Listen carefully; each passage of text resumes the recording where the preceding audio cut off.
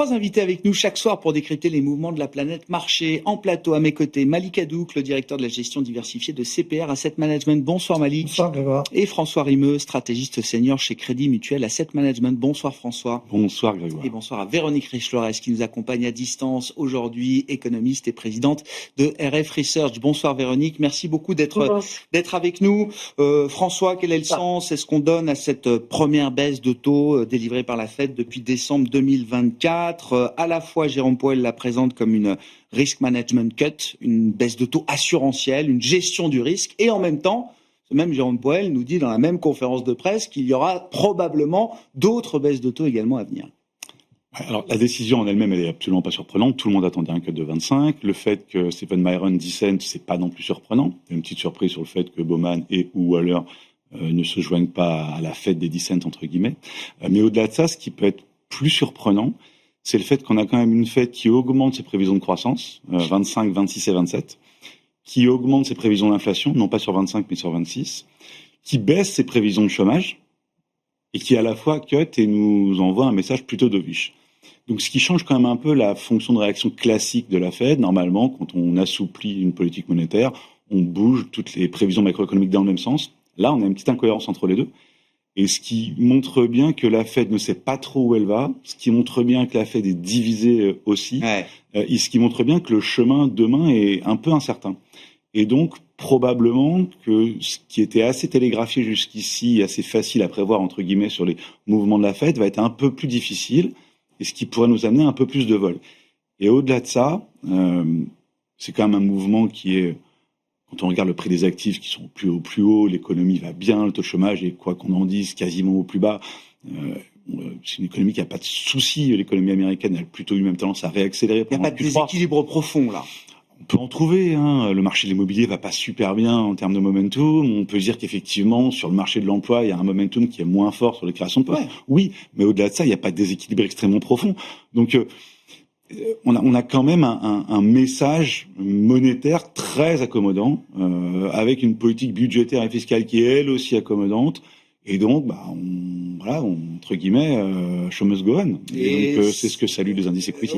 Alors, pour les marchés actions, je pense qu'effectivement, le sens du voyage est assez clair.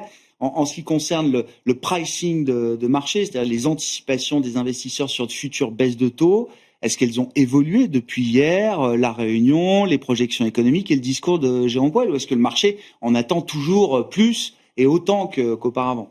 Il n'a pas vraiment bougé le pricing sur les taux courts. Le marché est assez agressif sur les attentes en termes de cut sur 2026, et c'est plus que ce que signale le FOMC. Plus que ce que signalait d'autres, mais c'était déjà le cas auparavant. Mais finalement, c'est pas vraiment la partie courte de la courbe qui peut être inquiétante. C'est que si on a une politique monétaire très accommodante ou trop accommodante versus les agrégats économiques, à un moment donné, est-ce qu'on ne peut pas avoir une partie longue de courbe qui soit en danger? On l'a déjà vu X fois au cours de l'année, on allait voir 5%, on revient, on allait voir 5%, on revient. Là, on est revenu, grâce au chiffre d'emploi un peu moins fort, grâce à l'inflation finalement pas si forte que ça.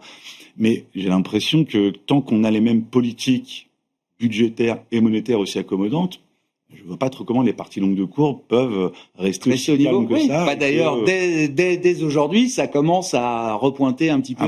Mais c'est quand même très léger. Très léger pour le moment. Ouais. Mais c'est plus ça, finalement, la variable qui fait un peu peur, ça et le dollar, qui sont finalement les deux variables d'ajustement qui seraient normales en théorie, si on avait une politique monétaire trop laxiste par rapport à ce que l'économie demande. Ouais. Bon, Malik, est-ce que la Fed et Jérôme Powell, en premier lieu, ont raison de mettre un éclairage plus important aujourd'hui sur le marché du travail par rapport à l'inflation, qui a été le driver de la politique monétaire ces dernières années? Je pense qu'ils ont raison, puisqu'ils l'ont fait. Maintenant, comme l'indiquait mon interlocuteur, il y a aussi pression un peu indirecte de la part de la présidence de ça Trump. Compte. Alors, je ne sais pas si on peut mesurer le degré d'indépendance de la Fed là aujourd'hui, mais déjà, cette décision, pour vous, elle est déjà influencée. Je pense qu'elle est un peu influencée. On n'est pas allé jusqu'au bout, mais elle est un peu influencée. Mais je pense qu'au-delà du fait que la Fed ait baissé, et c'était attendu, il y avait certains qui pensaient 50, mais je pense que ça aurait donné un mauvais signal au marché, parce qu'il y aurait eu des inquiétudes un peu plus marquées sur dégradation plus marquée du marché du travail. Je pense que le thème du moment auquel on ne fait pas attention, c'est la désynchronisation entre les banques centrales aujourd'hui. C'est-à-dire, vous avez une banque centrale américaine qui va baisser, qui va continuer à baisser, une banque centrale européenne qui a priori a dit « je m'arrête là, j'attends de voir », et une banque du Japon qui hésite à faire le pas. De les monter. C'est la dernière au monde, s'il peut encore peut-être envisager de remonter ses taux. C'est une situation assez inédite qu'on n'a pas connue depuis, depuis longtemps. Et c'est ça la thématique du moment, parce que ça va avoir des répercussions très très importantes sur l'évolution à venir du dollar. C'est plutôt baissier dollar, même si aujourd'hui on a l'appréciation parce qu'on a eu un chiffre de la Fed de Philadelphie, je crois, qui a été sorti. Bien meilleur qu'attendu. Bien meilleur qu'attendu. Sorti à 23. News aussi. Enfin, le dollar non. Ouais, c'est plus d'accord. Ok. Les chiffres de chômage hebdomadaire qui ont été un peu meilleurs. Oui, mais c'est léger. C'était pas, ça aurait pas dû avoir l'impact que ça a eu un peu sur le dollar. Mais c'est cet élément-là qui va jouer, puis sur l'évolution aussi, des taux à venir. On l'a vu depuis maintenant un mois.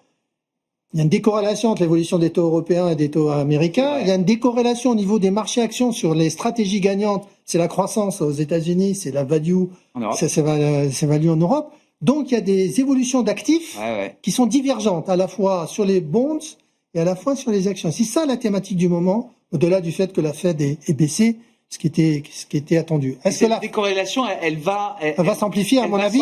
Mais donc le dollar reste fragile. À mon avis, il reste très fragile. C'est pour ça que c'est un environnement, on en parlera tout à l'heure, qui est plutôt favorable pour les émergents. C'est une fenêtre pour les émergents qu'on n'a pas connue depuis 10 ans. Mais est-ce que la BCE va réagir en voyant l'euro s'envoler?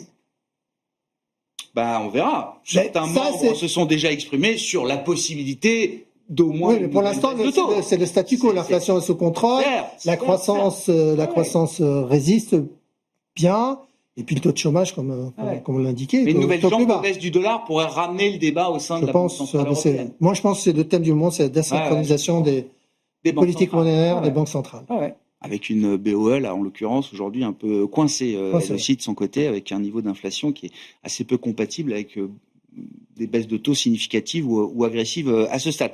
Véronique, je veux bien qu'on revienne avec vous quand même sur la Fed. Et effectivement, la cohérence de la décision qui était attendue, mais du message porté par Jérôme Powell par rapport aux nouvelles projections, à la mise à jour des projections économiques qui ont été faites par les équipes d'économistes de la Réserve fédérale américaine. Alors, moi j'ai un peu l'impression, mais on peut se tromper dans les interprétations, ce qui était effectivement intriguant, c'est finalement cette révision du taux de chômage qui a été révisé 1/10 à la baisse. 1/10, c'est pas grand-chose, mais on peut trouver ça un peu surprenant compte tenu de la dérive du marché de l'emploi de ces dernières, depuis le printemps en réalité, en même temps que la révision à la hausse de la croissance. Et j'ai l'impression que Jérôme Powell nous l'a dit. Il a dit, oui, certes, le taux de chômage est remonté un tout petit peu, mais il reste faible, ce qui est vrai, indiscutablement. Et ça, c'est le fruit, effectivement, du ralenti, de la faible croissance de la population active et de la politique migratoire. Et j'ai plutôt eu l'impression qu'il se servait de cet argument-là pour finalement soutenir la décision d'une baisse finalement et d'un scénario d'évolution des taux d'intérêt finalement très limité. En réalité, qu'est-ce qu'ils ont fait? Ils ont juste avancé d'une réunion, a priori, la baisse d'1 quart de point, parce que finalement, quand on regarde l'ensemble des perspectives de taux d'intérêt, elles évoluent d'1 quart de point sur toute la durée, jusqu'en 2027. Donc, la Fed avait 50 BP de baisse cette année, elle en a 75 parce qu'ils ont agi un peu plus tôt. Et alors, je dirais que son travail est loin d'être aisé, parce que c'est vrai, les données économiques actuelles sont bonnes. Si on se fie aux estimations de la Fed d'Atlanta, on est encore à 3,4% en rythme annualisé, donc c'est très très soutenu. A contrario, beaucoup de données se détériorent assez vite, en particulier celle du marché de l'emploi, la confiance et l'immobilier. dont on parle plus beaucoup, parce que les économistes, et moi-même y compris, avons tellement annoncé trop tôt le risque d'un atterrissage un peu dur du côté de l'immobilier, et nous nous sommes trompés, que du coup, personne n'ose. Mais les données récentes sont quand même pas très bonnes, et elles sont le résultat des tensions sur la partie longue de la courbe des taux. Donc la décision de la Fed, quoi qu'il en soit, avec sous influence politique ou pas, était très difficile, parce que quand on regarde l'ensemble des indicateurs, nous on a un petit dashboard comme beaucoup d'économistes, on voit les chiffres d'inflation qui pointent à la hausse partout, et puis les chiffres d'activité quand même, une fois normalisés par rapport aux tendances un peu de moyen terme, etc., qui pointent à la baisse. Et puis un espèce de ventre mou qui se réduit, mais qui fait finalement, qui maintient la conjoncture à peu près à flot, mais la situation est quand même un peu périlleuse. Donc la Fed, finalement, la grande surprise pour moi, je pensais que l'influence politique serait plus importante. J'étais parmi les rares à penser que l'hypothèse d'un 50 points de base allait l'emporter. C'était possible. Je me suis trompée.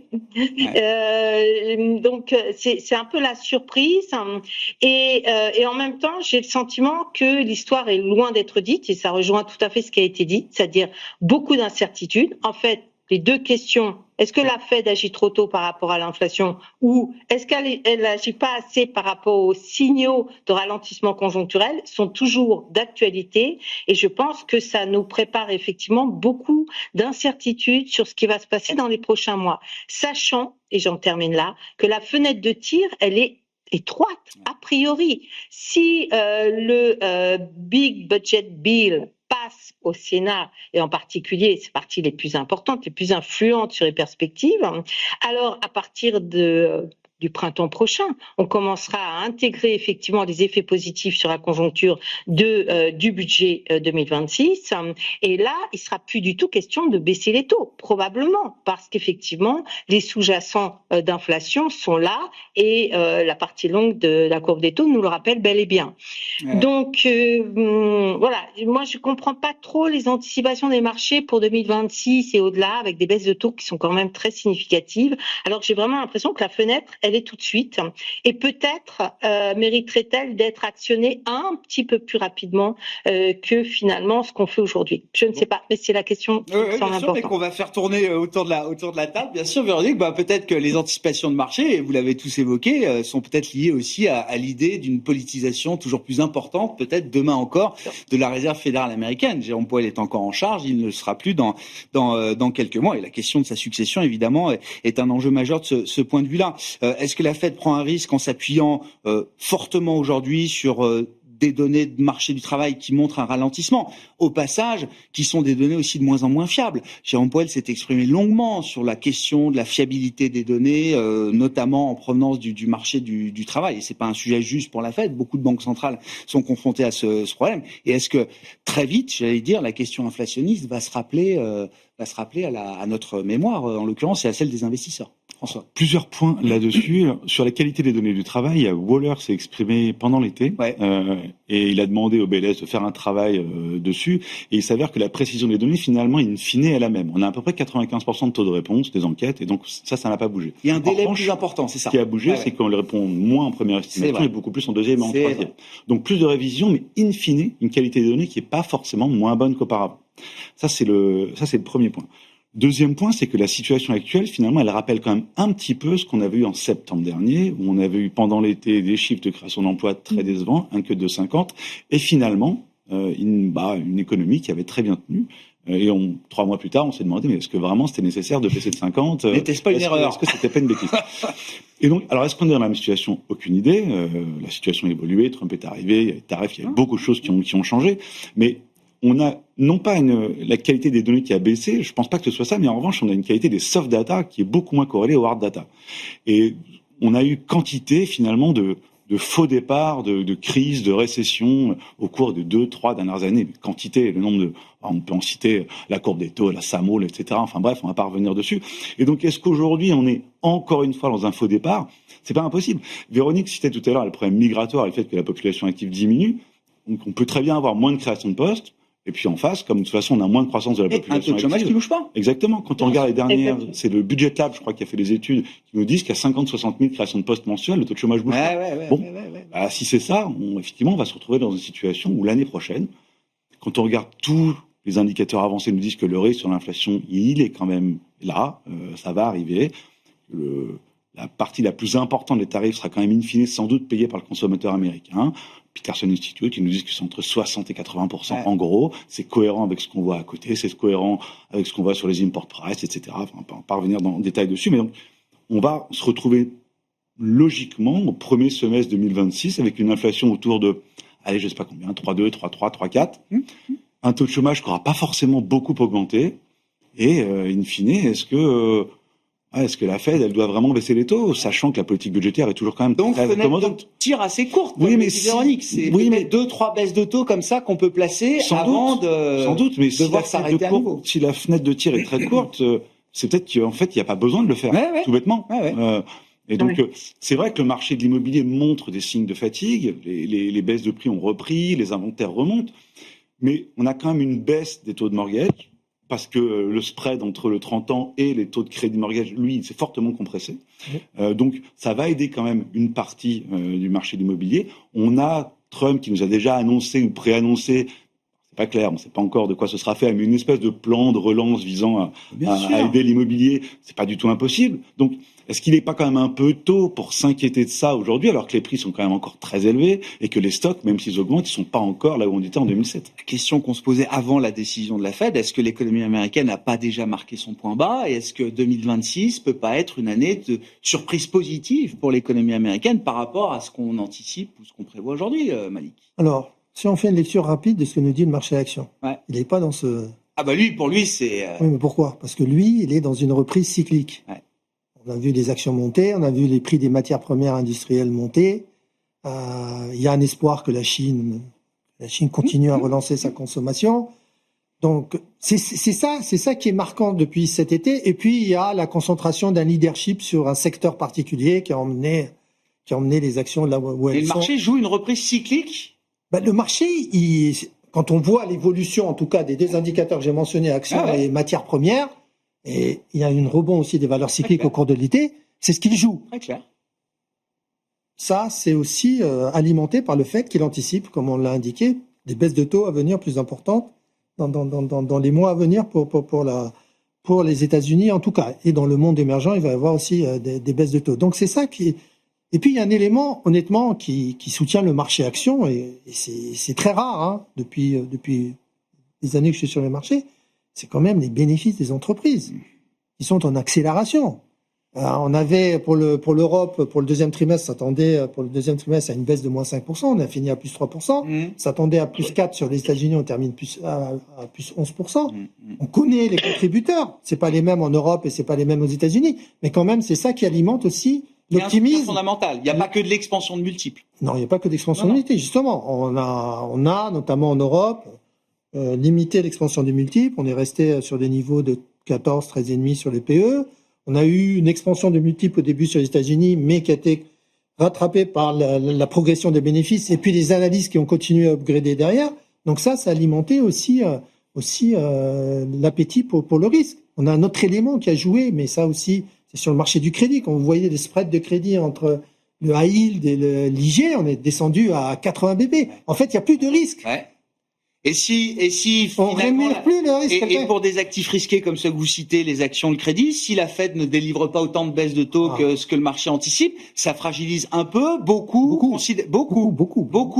oui. La pyramide parce que le marché là, il est parti sur cet horizon-là de baisse de taux et de stabiliser, avoir un redressement de l'économie. Ouais. Donc c'est ça qui s'est joué durant l'été. C'est qui a surpris. On a tous été surpris par la vigueur du rebond des marchés actions.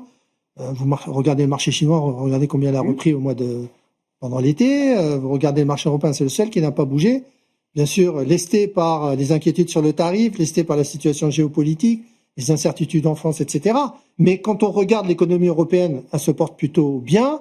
Il y a les déséquilibres, bien sûr, budgétaires qu'on a aux États-Unis et en Europe.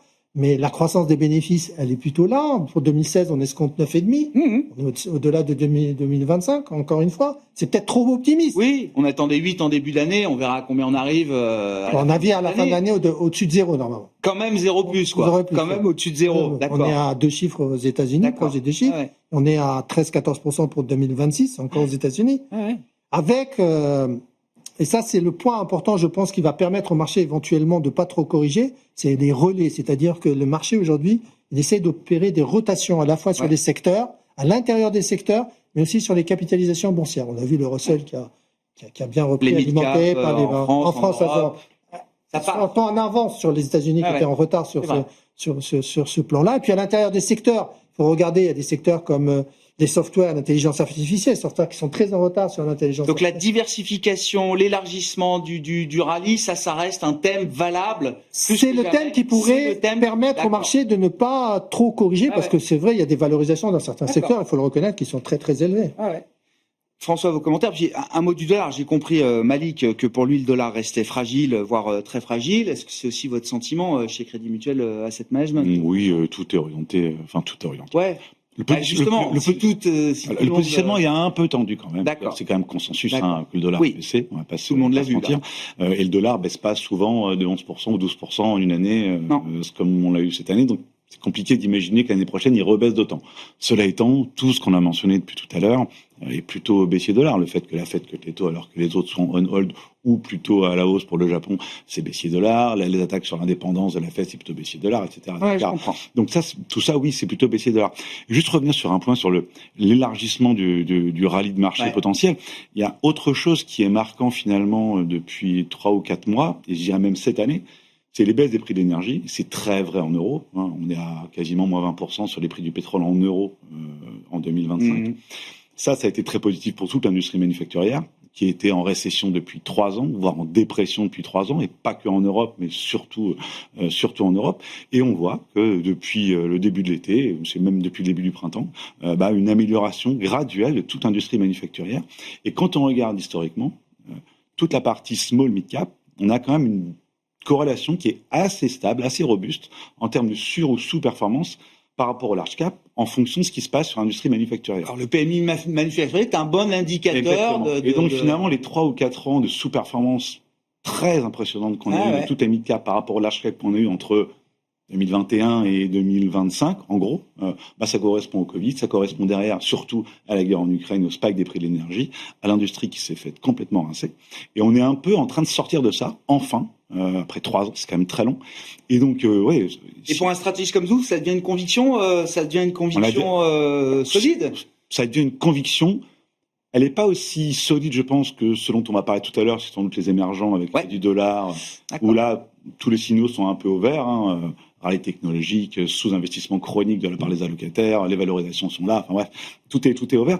Sur les small et mid-cap, c'est moins clair parce qu'on a quand même encore des craintes sur tout ce qui est trajectoire bénéficiaire. On n'y est pas encore complètement, mais on a un peu de momentum qui est en train de s'installer. On a eu déjà plein de faux départs dessus.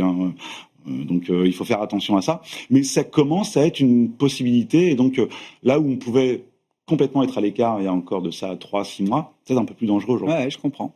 Véronique, sur l'idée de la désynchronisation entre banques centrales par rapport au là donné aujourd'hui par la Réserve fédérale américaine, qu'est-ce que vous dites? Est-ce qu'une banque centrale comme la BCE, par exemple, peut résister longtemps à l'appel de nouvelles baisses de taux dans le cas où la Fed continuerait son chemin au moins pour quelques temps?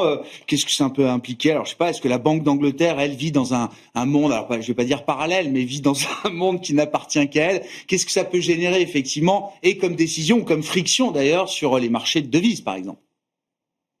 Oui, alors sur le dollar, moi, j'avoue qu'on a tous les éléments fondamentaux pour nous signaler un risque majeur de baisse du dollar.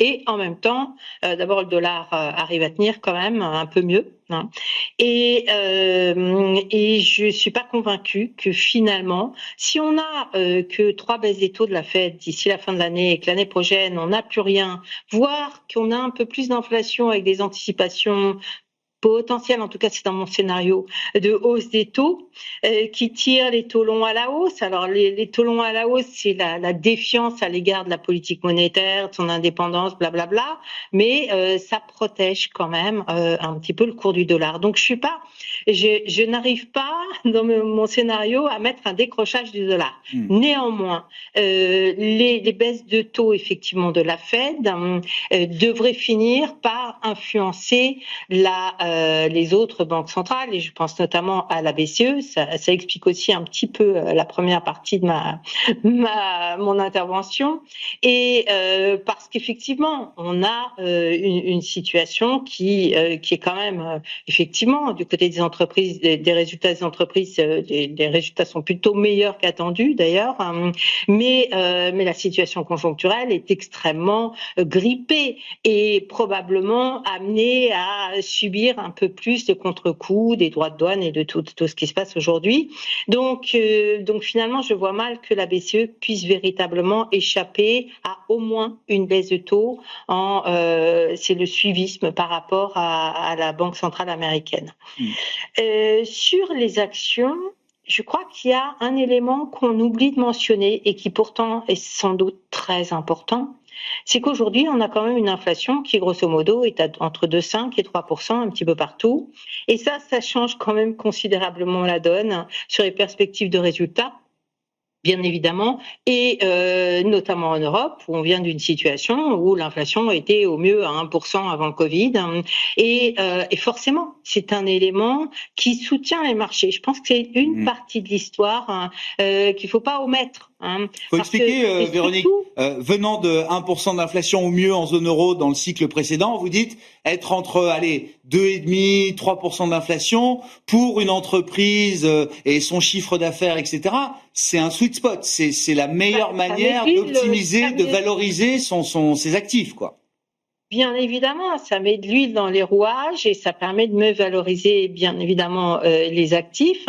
Et alors, si en plus, et c'est le cas aux États-Unis avec un sous-jacent d'activité plus important, bien évidemment, mais si en plus à cela vous ajoutez des baisses de taux d'intérêt, c'est-à-dire que finalement on a une inflation même aux États-Unis plutôt menaçante à la hausse et une banque centrale qui baisse ses taux, c'est effectivement un contexte très porteur pour les marchés. Alors je suis pas certaine que les bourses européennes iront très loin dans la direction haussière, mais c'est incontestablement un facteur de soutien qui aujourd'hui est à l'œuvre. Bon, alors venons aux émergents, puisque visiblement c'est l'éléphant dans la pièce pour vous, d'ailleurs, autour de la table. Non, mais si, ça fait 10 ans qu'on n'a peut-être pas eu un alignement de planètes aussi favorable pour les émergents. De quoi on parle concrètement? Et puis les émergents, je veux bien qu'on spécifie un peu. Juste pour revenir sur ce qui a été dit sur l'inflation et sur les résultats d'entreprise. Ce qui est marquant aussi au cours de la période, c'est que malgré tout, les profits des entreprises, les marges des entreprises aux États-Unis tiennent de façon exceptionnelle. C'est des entreprises qui s'adaptent et qui réussissent à faire passer les hausses de prix aux consommateurs pour l'instant, qui continuent, même s'il a ralenti, à répondre présent. On a vu 3 mois de consommation assez solide aux États-Unis. Là où le bas blesse, c'est en Europe, ou plutôt on a eu des pressions récemment sur les marges. Donc si l'inflation revenait, c'est vrai que ce serait un élément positif. On verrait. Je ne sais pas si le consommateur réagirait de la même façon. Peut-être pas la même capacité à transmettre les prix aux consommateurs. Mais on n'attend pas une inflation à 10% non plus. Voilà. Bien entendu. Donc sur les émergents, les émergents, c'est un alignement des planètes à l'heure actuelle, avec la baisse des taux aux États-Unis, avec la dépréciation du dollar. Donc l'élément qu'il faut jouer, là, c'est vraiment l'appréciation des devises émergentes. Donc c'est toute la sphère émergente qui est attractive aujourd'hui, que ce soit la dette émergente locale ou que ce soit les actions émergentes, tirées en grande partie par le rebond très marqué des actions chinoises, des valeurs technologiques chinoises, toujours sous le même thème que l'on a connu aux États-Unis, mais avec une valorisation qui est deux fois moins importante qu'aux États-Unis, et une croissance attendue aussi importante que celle des valeurs américaines. Donc ça, il y a un élément encore qui permet de rejouer.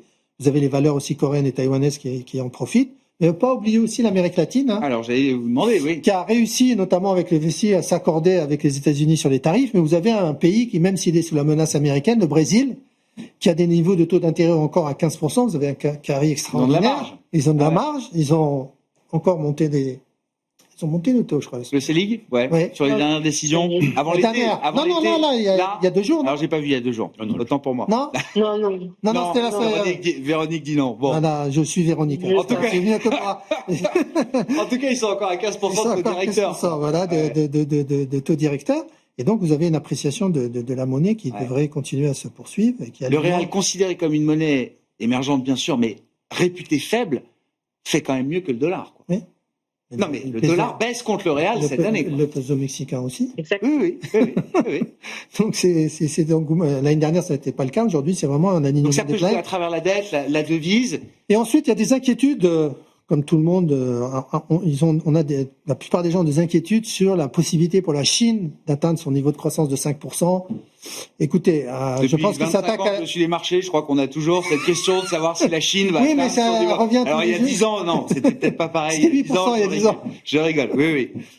Mais ils s'attaquent sur capacité de production et ils sont décidés à relancer la demande. Ils n'y arrivent pas. Ces petites mesurettes. Moi, ce qui me déçoit, c'est ces petites mesurettes après petites mesurettes. Mais ce qui a soutenu le marché action, c'est qu'ils ont réussi à obliger les gens à réallouer du marché obligataire vers le marché des actions. Parce que relancer la demande, ça reste une économie quand même de production. Oui, mais c'est l'objectif. Ça reste une économie de production. C'est-à-dire que mais c'est l'objectif. On voit bien que les relances de la demande en Chine. Oui, parce qu'il n'y a pas eu de soutien. Non, mais parce qu'il n'y avait pas de soutien direct aux consommateurs comme on en a eu quand on en a eu en Europe. Plus direct encore. Bah oui, c'est pour redonner confiance aux consommateurs qui étant.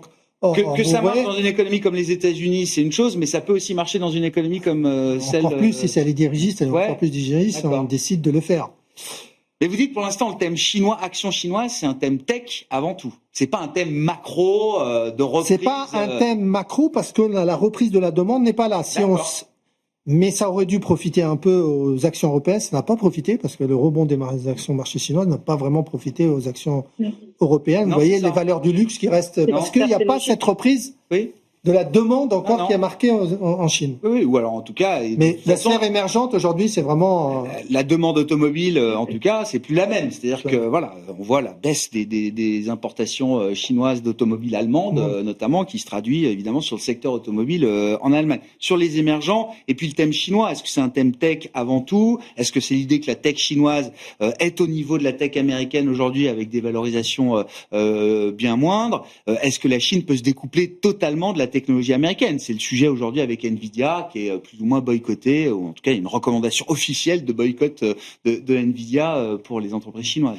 Je crois que la Chine a réussi à faire ce que l'Europe a toujours été incapable de faire, c'est créer des espèces de champions nationaux qui vont être capables de rivaliser avec les Américains. On n'y arrive pas en Europe, à une ou deux pseudo-exceptions près, mais la Chine, elle a réussi à faire ça, graduellement, les BYD, les Tencent et autres.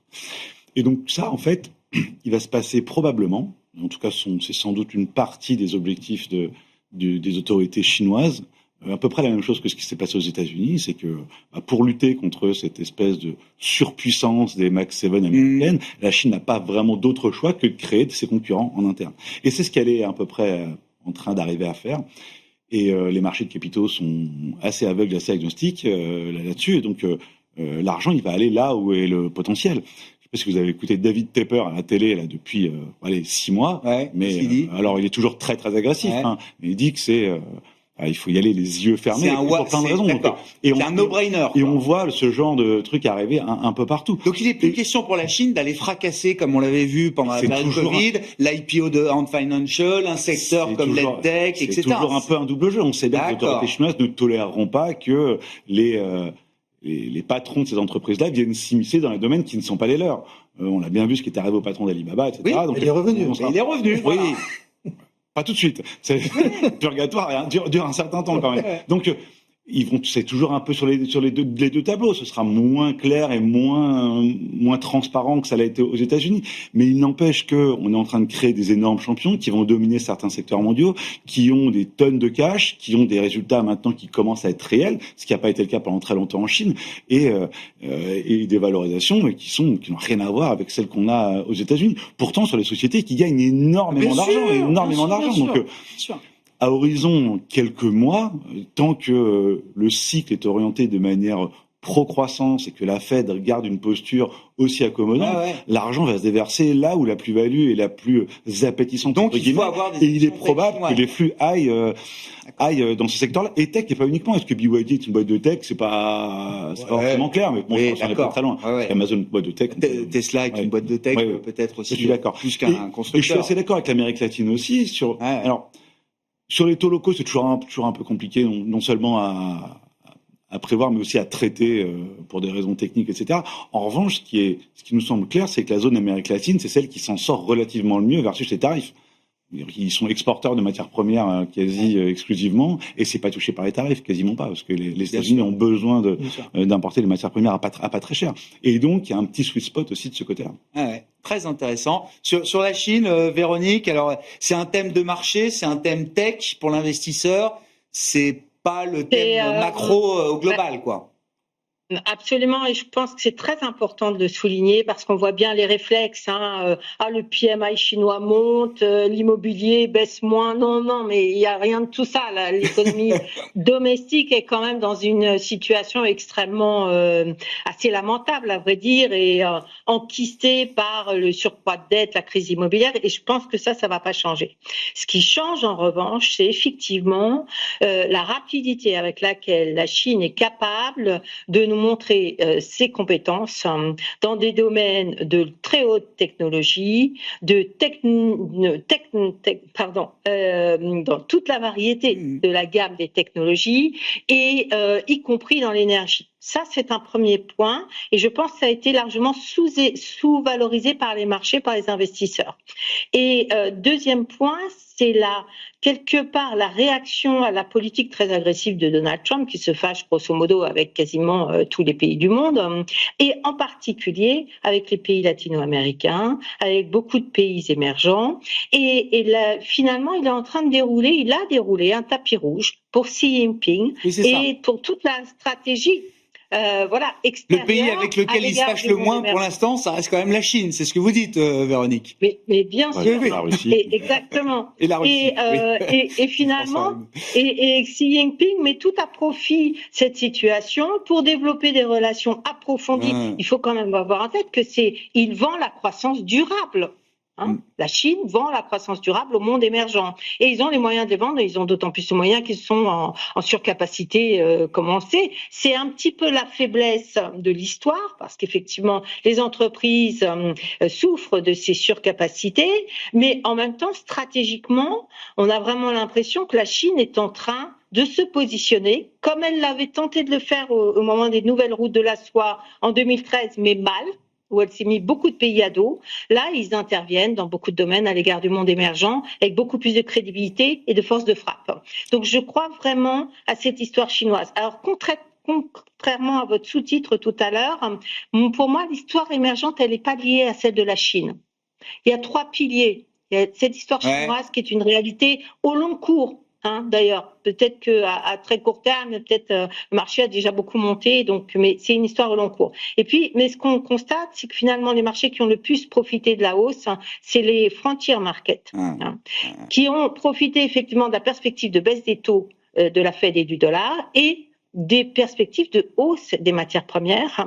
Et alors, la hausse des matières premières, je ne sais pas dire si c'est un signal cyclique ou si c'est un signal inflationniste. Parce qu'effectivement, la hausse de l'or a été tellement rapide que ça crée des distorsions sur les marchés des matières premières qui, au bout d'un moment, tirent le reste à la hausse. J'ai l'impression que pour l'instant, on est plutôt dans cette logique-là. Mais de toute façon, il y a une histoire de très long terme qui est très favorable. Donc, il y a ces 3 piliers et l'Amérique latine, bien évidemment, qui est pas la Chine et qui est pas un marché frontière, qui est très bien positionné. En particulier le Brésil, malgré les droits de douane, effectivement, qui sont ceux qu'on a aujourd'hui. Bon, cyclique ou inflationniste, les matières premières, 30 secondes. Pour l'instant, les deux. C'est les deux, quoi. Ça peut être les deux aussi. Bon, merci beaucoup. Merci à vous 3 de nous avoir éclairés sur cette décision de politique monétaire. C'était le début de notre discussion, évidemment. Nous revenions ensemble sur la décision et la communication de la Réserve fédérale américaine hier soir. Véronique Riche-Lorès était avec nous à distance, économiste et présidente de RF Research. François Rimeux, à nos côtés en plateau, stratégiste senior au Crédit Mutuel Asset Management. Et Malik Hadouk, également en plateau avec nous, le directeur de la gestion diversifiée de CPR Asset Management.